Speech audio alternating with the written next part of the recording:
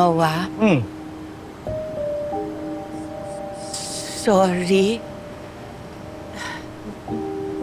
Hindi pala tayo nagpakasal dahil nakikipag-break ako sa'yo.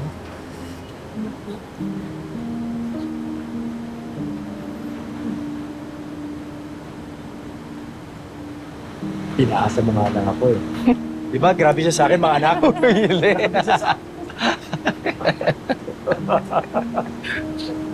Bakit ko nagawa sa iyo yun? Ideal ka na pakasalan.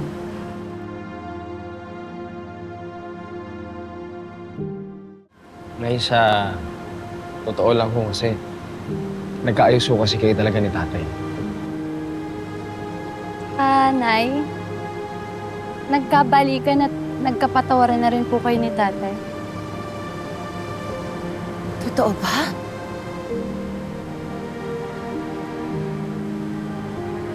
Bakit? Wala akong maalala. Totoo lang po, Nay. Parang complete family na po tayo ulit. Kulang na lang po ang kasal ninyo ni tatay.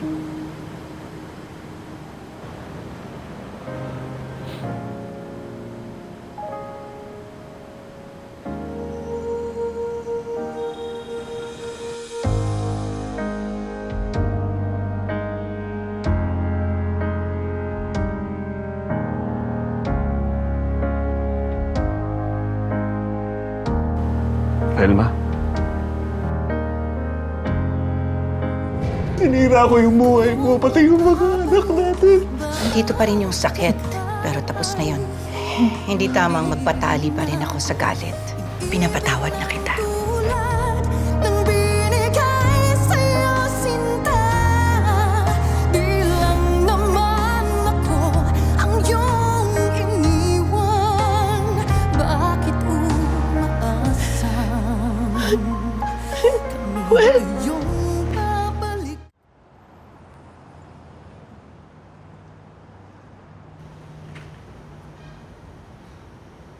Elma?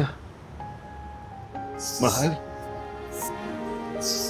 Sorry.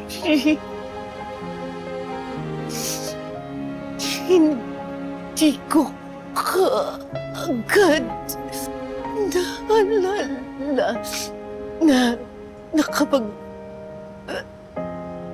ayos tayo.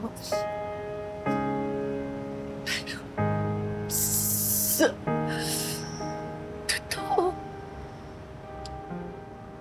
sa sandaling to, hindi pa rin lubos ang proseso ng alaala ko. Ayos lang yun, Pelma. Naiintindihan ko naman. Tsaka, kahit na gaano pa katagal bumalik yung alaala mo, nakahanda ako maghintay. Nararamdaman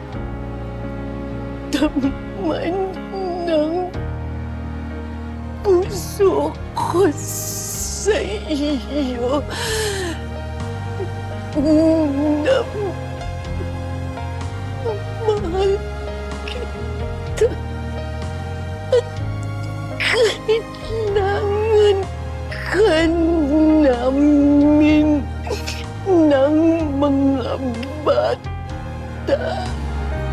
Mahal na mahal din kita, Pelma. Mahal na mahal.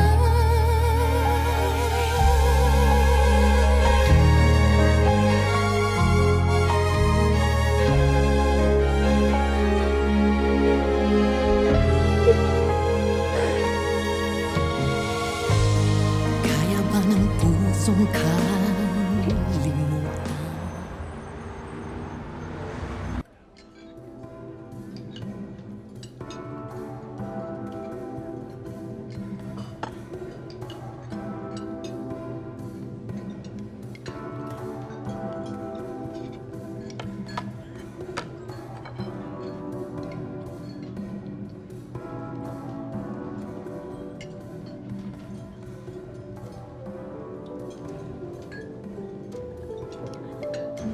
Kumusta naman ang bago mong trabaho?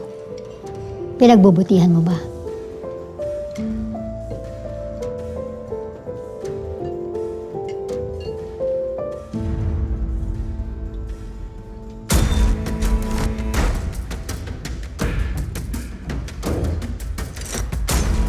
Nung nalaman nila na hindi nila tunay pati si Jessica, sinaktan nila, inabuso, hanggang sa namatay na yung anak natin. Kailangan magtagumpay yung annulment, tapos magpapakasal tayo, di ba?